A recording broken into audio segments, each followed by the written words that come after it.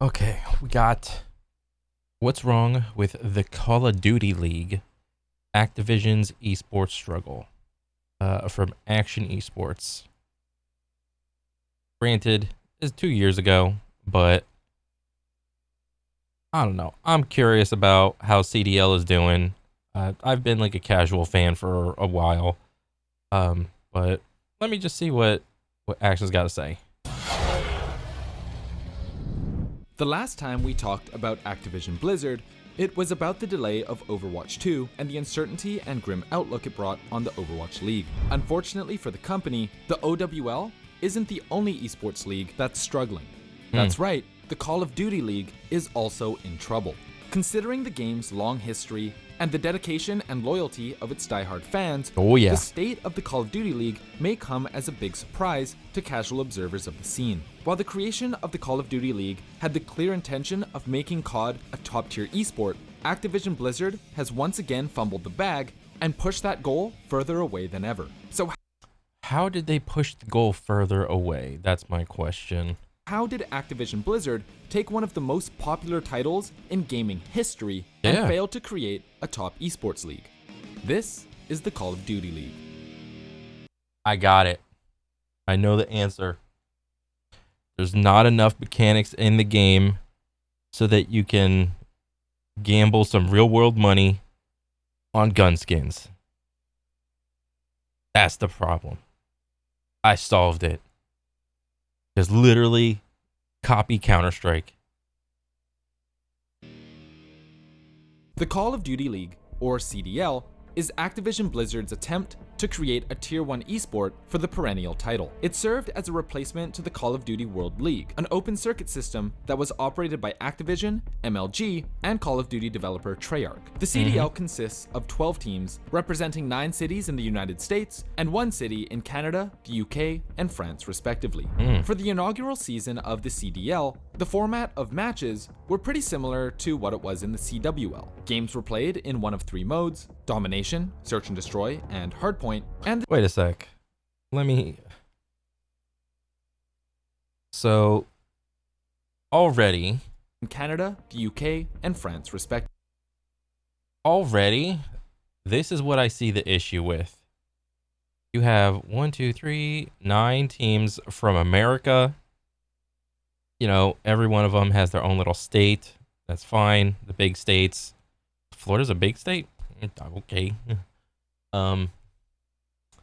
And then you have a single team from Toronto, Canada, a whole like one team from one country, and then you have one team for another country, Paris, London, or London, Paris, or London, not London, Paris. Jesus, London, France.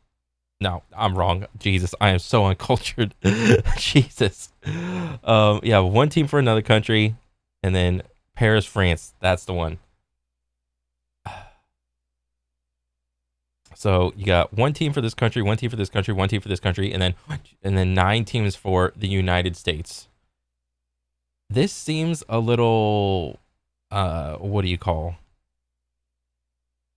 This seems like weird.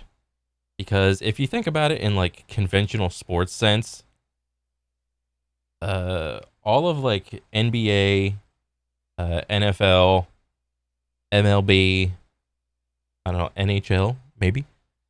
All of like the mainstream sports are wholly or everything's based in like America, and I'm sure like other countries probably have like about the same layout. And it's like you have like this chunk of teams for America, but only like you allow like only one team for each of these countries. Like this is like, if I'm a fan, I'm just like sitting there scratching my head like, why does Canada only have like one team when the United States has 9? Is like the scene just not strong there in Canada? Is the scene not strong in London? Is the scene not strong in Paris? Like, that's what my question is. Like, it's not so much like the logos. I think the logos are fine and whatnot. Just it just seems weird. respectively. For the inaugural season of the CDL, the format of matches were pretty similar to what it was in the CWL. Wait, so it's 5v5, I guess 2 years ago. And didn't they like just recently switch it back to 4v4? Because 5 people was like too much. Games were played in one of 3 modes: Domination, Search and Destroy, and Hardpoint, and the CDL adopted the new 5. Granted, I do like the layout of like a Call of Duty like watch screen, like as a viewer, because if you don't really know what's happening, it's like this is the person, this is their loadout, this is the view, like the POV you're watching. Here's a kill feed, here's the map. I do think that they could do like a better job with like the colors, because if you immediately look at the map and like just like knee jerk look at it, it's like there's not too much of like a big color difference. Like, yeah, this side's like green, this side's like yellow, but it's like kind of like lime, like it's like kind of like grayish lime green, and this is like kind of grayish yellow. So the colors kind of blend together, but you know, if you look up here, they look pretty different, but if you look down here, it's like a little bit harder to see. But I mean, it's whatever. It's a small little nitpick. It doesn't really matter. I do like, you know, this is pretty normal. You got 5 people this side, 5 people this side. You have like what the current points for the current match are. A, B, C. I'm not too sure what that is. You got team logo, your time. Everything is like front and center. This is just like a good display of like what's happening. 5v5 as opposed to 4v4 structure, which was, and it has the X-ray vision for, you know, you can see the enemies through the walls, but you know the players cannot see the enemies through the walls. Originally adopted in 2019. But while the match format stayed the same, the franchising of long-established teams was not well received by the community. Many the franchising. Now we talk about money. fans were vocal about their. I miss open brackets and watching underrated teams trying to fight against Optic and FaZe. Shit was so intense. Competitive COD sucks right now. I think the crux of this tweet, and I could be wrong, is with real sports, people only want to see the best of the best go against each other, and there doesn't need to be any underdog team, because I think it's very like well known that if like LeBron James goes up against, I don't know, Joe Schmo pickup game bro, that he's gonna utterly trounce him. All right, but when it comes to video games, it's kind of the opposite. Yes, you will have some instances of the best going against the best, but there's gonna be like another like opinion in that you want to like apparently this person wants to see like underdog teams, like essentially nobodies, go up against the best of the best. And I think I don't really know why that is. I would guess that it's because like it's something about like video games only being catered towards kids, and you know, if it takes 10,000 hours to master something and get really good at it, it's like, oh, you're a kid, how are you gonna get like 10,000 hours into anything doing good at video games? And it's like, if you do that and you become like the guy, and then you gotta like constantly fend off you know, people like trying to take your spot, and you know, you never know, because somebody else who's like practicing like their video game, like as this person's practicing, there could be like a whole other like 5, 6, 7, 8, you know, hundreds, thousands of other people getting in their 10,000 hours, and it's like, oh, you know, but this person never applied for the team. This person never, what do you call it? They never did tried out ranked or something. Maybe they're like a pub stomper or something like that. There's always that case, much the same way of, you know, you have like your NBA 5v5 like real sports thing, but then again, you can also have some crazy street ballers that can just break anybody's ankle at any time, which is absolutely insane to like think about, that their ball handling skills can be like that good. And to think that like a nobody, well, not like a nobody could essentially break the ankles of like any given NBA player. That's kind of crazy to think about. But I think that's the crux of this argument. Their preference for the open circuit format of the CWL. After all, Call of Duty was one of the first esports titles to go mainstream, and organizations like Optic Gaming, 100 Thieves, and FaZe Clan all had their start in the COD series. COD Competitive has years of rich history. Yeah. And whether you were competing in the early days of Oh yeah, so right here is 4v4. Yeah, so they switched it by adding another person. Okay. MLG, climbing the ladder on game battles, or watching an underdog run live on Justin TV or Machinima, open circuit formats were where legends were born. Anyone and their friends could compete, and if you and your high school buddies were good enough, you could make it all the way to the biggest tournaments in the world. But as soon as the CDL decided to franchise everything, a little bit of that magic was lost. In addition, the CWL era... I get it. Because essentially, a lot of fighting game tournaments, like fighting game tournaments do this perfectly because like it's only like one person versus another person.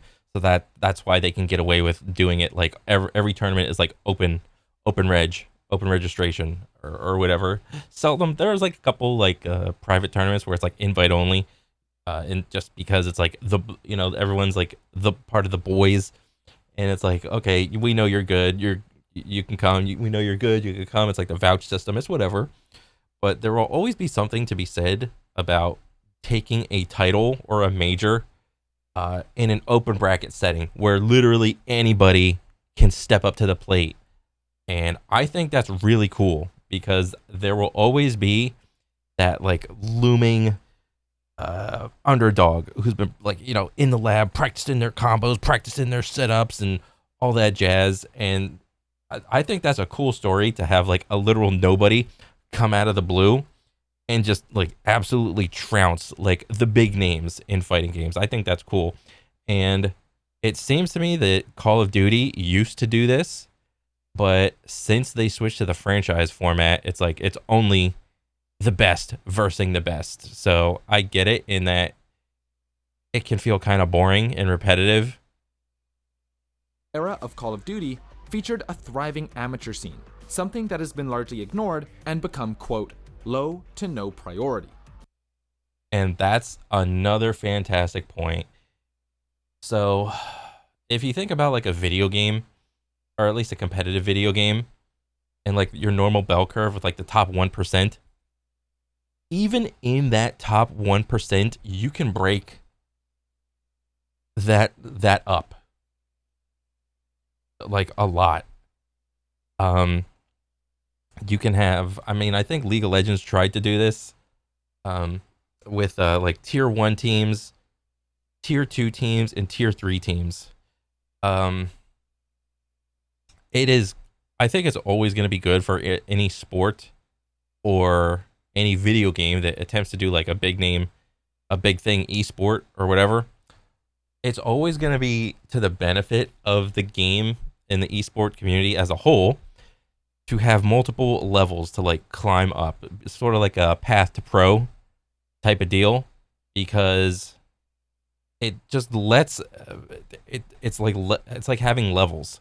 Like you don't want to be like a nobody and you all of a sudden you have to verse like the best guys in your favorite video game. It's like when you reach like a certain level, you can play the game gets played at like completely differently than going around pub stomping or even in ranked of your favorite video game. The game just gets played in a different way. Yeah. In the words of former manager of competition operations for the CDL, Matthew Zaborowski. In the end, while the move to a franchise league might rake in more money or be better for the longevity of the scene, according to execs, it felt like forcing the best teams to franchise was actually driving many fans away. And this is because, initially, the league was missing some key organizations in the Call of Duty scene. 100 Thieves, FaZe Clan, and the 2019 CWL winners, E-United, were all absent when franchising first started. Oh, while dang. 100 Thieves and FaZe would eventually make their way. And you all know your boy Nadeshot, one of the OGs of Call of Duty. Into the league, their initial hesitation did not exactly inspire confidence in the Call of Duty fanbase. However, Activision Blizzard believed this to be a non-issue, especially since other iconic organizations like Envy and Optic were on board. Johanna Ferries, the commissioner of the CDL, felt that since the league was going through a major transition, it was likely that organizations outside of the core COD community would likely be getting involved, saying, quote, "While we may not be 100% representative, at the same time, the shift to a city-based franchise model actually required different shops and different types of organizations coming into the fold." Part of the reason that some teams were unable to commit to the league was the fact that securing a franchise spot would reportedly cost $25 million. Yeah, that's a lot of money. I don't think there's a lot of organizations that are just walking around with that in their general fund. That's a lot. So if you have 9, 10, 11, 12, if you have 12, the 12 teams, so how much did that cost? Bop, 12 times 25 equal $300 million from those 12 teams total. Holy Jesus. That thing could have been on Shark Tank. Money, please. This kind of money might be understandable for Tier 1 esports like League of Legends or Overwatch, but as far Like, who came up with that number of $25 million? as a global following goes, Call of Duty is nowhere At that point, it would seem that it's not so much about the skill of the player that is the hindering factor. At that point, it would seem that it's how much money you have behind you. But, you know, you could do a couple of degrees of separation or a couple of degrees of like trying to put the lines together and think that, oh, okay, you got all this money behind these top tier teams, so you could kind of like rationalize that, okay, this player is on this team, and you know, this team is able to pony up 25 mil, so I would assume they're like really good, but it's like that's too many degrees of like rationalizing. near that popular. Along with this, established organizations wouldn't be allowed to use their pre-existing branding and had to commit to representing a city, something that was brought up by Matthew Nadeshot Haag when he originally announced that 100 Thieves wouldn't be an initial part of the CDL. Financial commitment as large as this just is impossible for us right now. But despite the complaints and criticisms, the CDL opened to a monster weekend, as the Chicago Huntsmen faced off against Optic Gaming LA, bringing in a peak of 103,000 viewers. Unfortunately, the season was quickly derailed by the COVID-19 pandemic, which moved all events online. Yeah, I would imagine that didn't help anybody.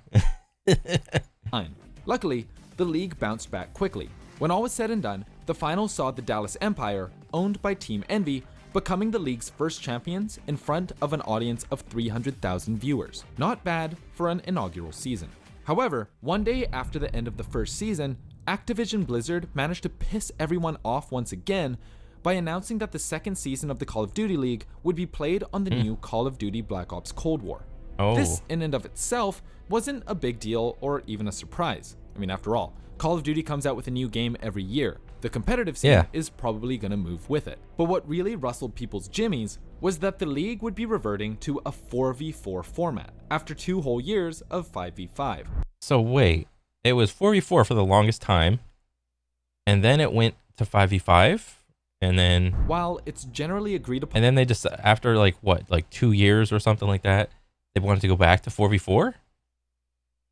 That 4v4 is more popular and generally easier to watch, the reputation of the CDL and that of Activision Blizzard was seriously tarnished. The reason for this is that 4v4 is a completely different game than 5v5. So teams were going to have to get... Yeah, that's understandable. When both teams have more players on the map, you know, you're making different sight lines and different lines of like engagement and whatnot. I think it could be rationalized that Overwatch had the same issue. Well, Overwatch had a different issue, but anytime you're like messing around with like players on a team, whenever you change that number, so let's say if Overwatch was originally made with 5v5 and they kept the whole 5v5 format, throughout the entirety, even through Overwatch 2, nobody would be bitch moan complaining like we see today.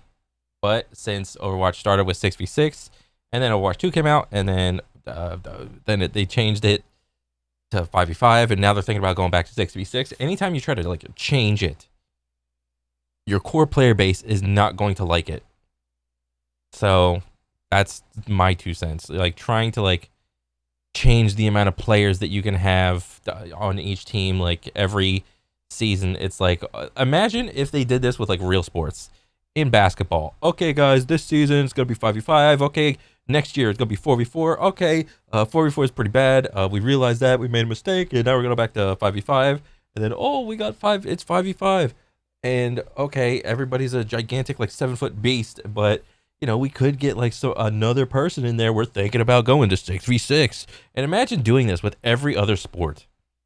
What a clown show that sport would be. So when video games do this, it's no different. And you look like a clown when you start to change the amount of players than whatever the conventional amount was. Get used to playing with one less player on a pretty quick turnaround. But more importantly, teams now had to drop one of their players from the starting lineup. As James Clayster Eubanks, a member of the Championship Dallas Empire team, pointed out in a tweet, quote, "Then again, this looks and smells like a cost-cutting measure for orgs to be able to maintain their investment during COVID." Oh, he mentioned the CC word, the cost cutting. Ooh, he knows who this is hitting. Not gonna talk about it anymore. Pretty upsetting that we can't see what this team can do next year. Just wish it wasn't like this. Nobody deserves to go. Black Ops 4 season, it was a good season. Like 5v5 didn't make or break it. I think it could have thrived just as much as 4v4. To sit here and say that 5v5 like ruined competitive Call of Duty or anything like that, I don't think it did. But just the flow and the understanding of the game from a viewer perspective is a lot easier in 4v4 COD. There isn't as much going on around the map. You know, the plays that people are making on rotation, specifically in respawn, I think it helps a lot in 4v4 just for readability of the game as a viewer. While many fans were excited for the return to 4v4, the 2021 season still saw a big dip in viewership. But the bad news was only beginning, as early in 2021, Kyler Hugh Garland, another player on the Dallas Empire, admitted that he, his teammates, and many in the CDL were actively using Adderall during official matches. What? I won champs. At the time, I was taking Adderall. CDL pros open up about Adderall abuse. Yeah. If you are playing like video games and you have aspirations of going to like a LAN tournament and you think that the only thing that you have to work on is your skills in the game, think again. These people are operating on a chemical level wholly different than a normal person. Okay? I would even argue that most, maybe not all, but most popular competitive esports players take some sort of stimulant. And yeah, like if you don't, great, but I mean, Jesus, it's like this is essentially like this has the same stigma in video games as steroids does in real sports that literally nobody wants to acknowledge. But I mean, it is what it is. A situation we've covered in a previous video. The league's response was to try and sweep it under the rug, actively stopping personalities in the scene from talking about it and taking little to no disciplinary actions. Activision's doing damage control right now, bruh. Oh shit. And this is another point that I can bring up. Or at least it always comes up whenever I think about it when it comes to competitive showings, contests of anything really.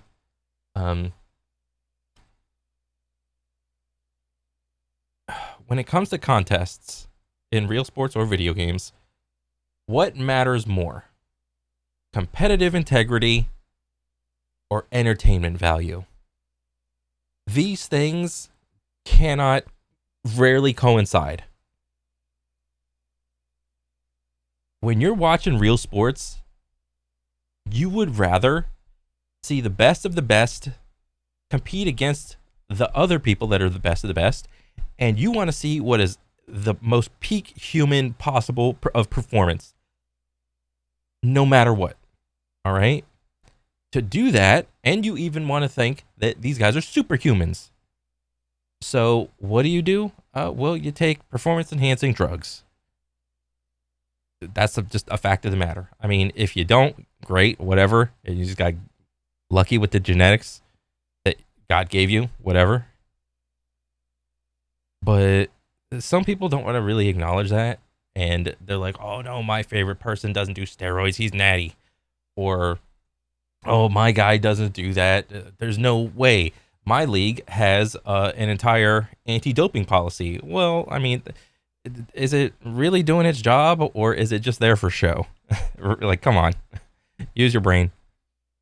So it's the same thing with competitive esports, competitive video games. Do you want to see the best of the best compete against the best of the best? And if that is the case, you want to see all your FPS bros hitting shots, right? You don't want to see your favorite bro whiffing, hitting, like, missing bullets left and right, missing body shots, missing headshots, doing the crouch spam roll, bunny hopping, dive rolling, whatever, crouch spamming, whatever it's called. You want to see all your favorite influencers, streamers, professional people. You want to see them all in any video game performing at their tippy top. All right. So I would always ask, what do you care about more? Do you care about competitive integrity more, or do you just want to be entertained? What they do, bro.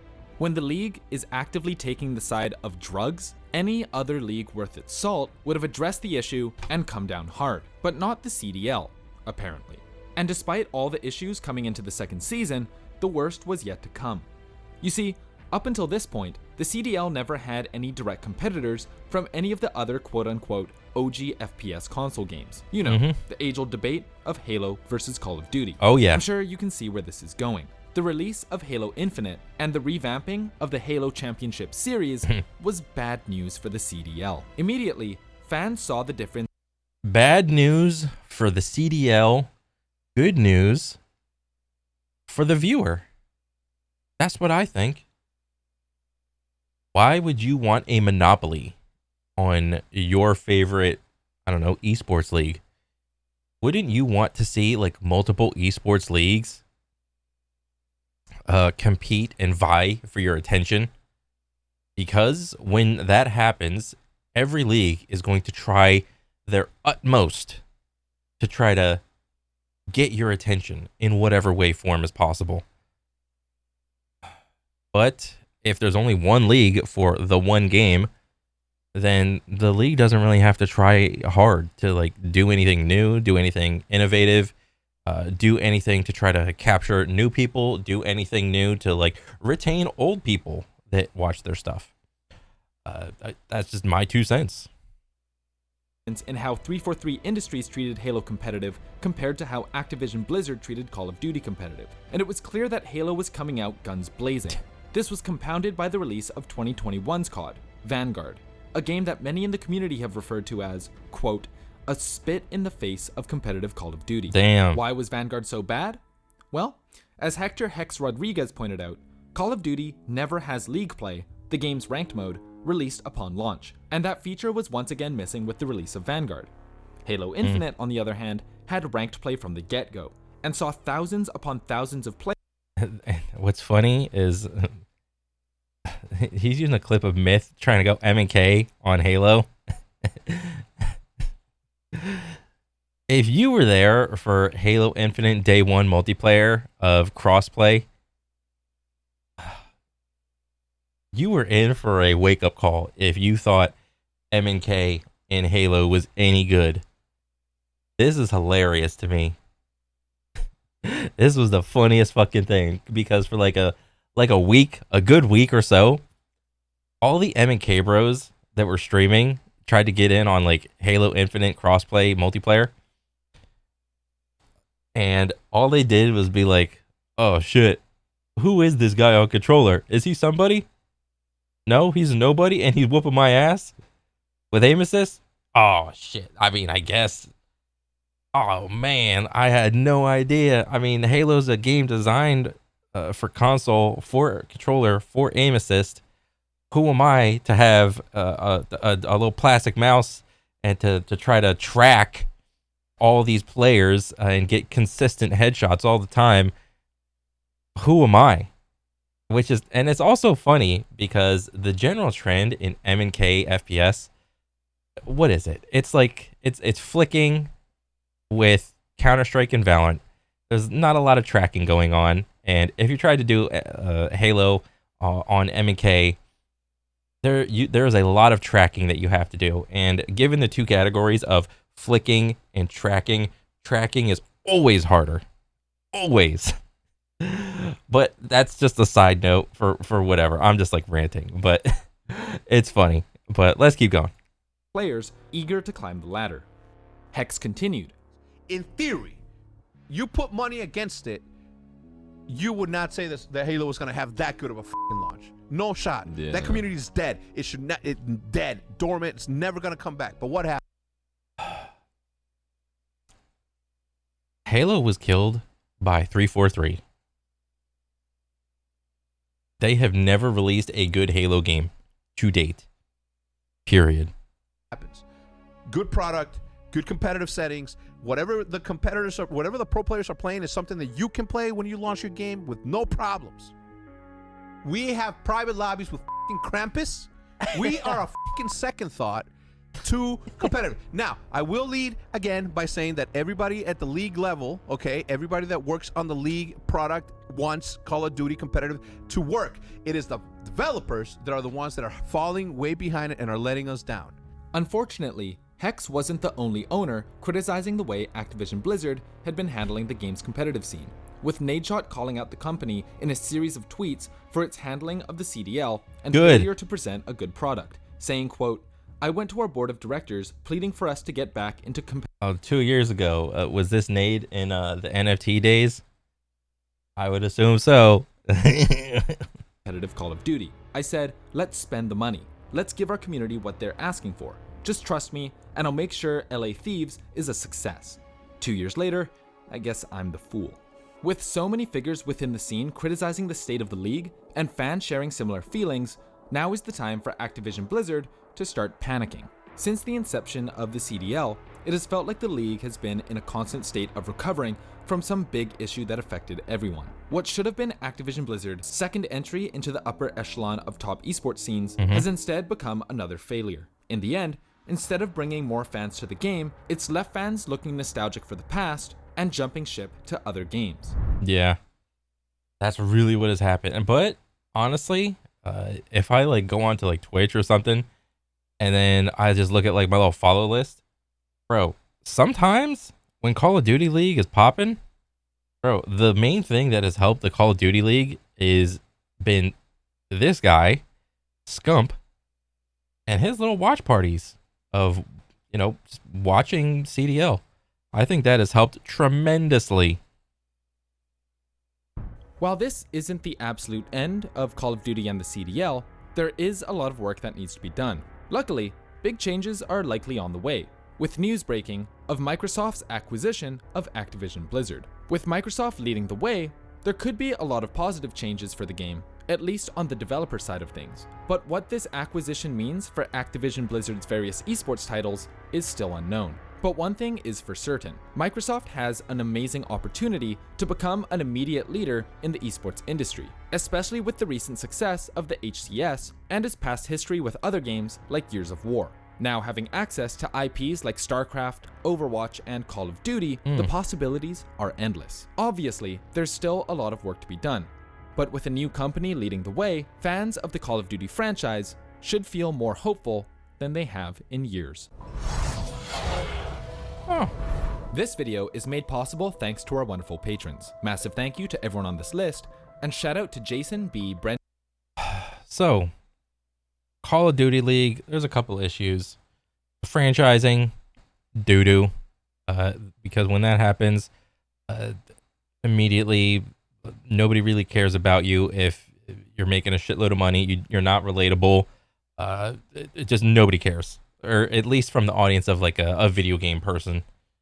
Apparently, it's like reversed for like real sports. The more money you're making, the more fans you have. Regardless, whatever. But I don't know. I think Call of Duty is in like a decent spot. Maybe it could still be like considered recovering, or maybe it's just simply doing better. It's like on the rise again. Who knows? Like I think Black Ops 6 is coming out kind of soon, but I don't know.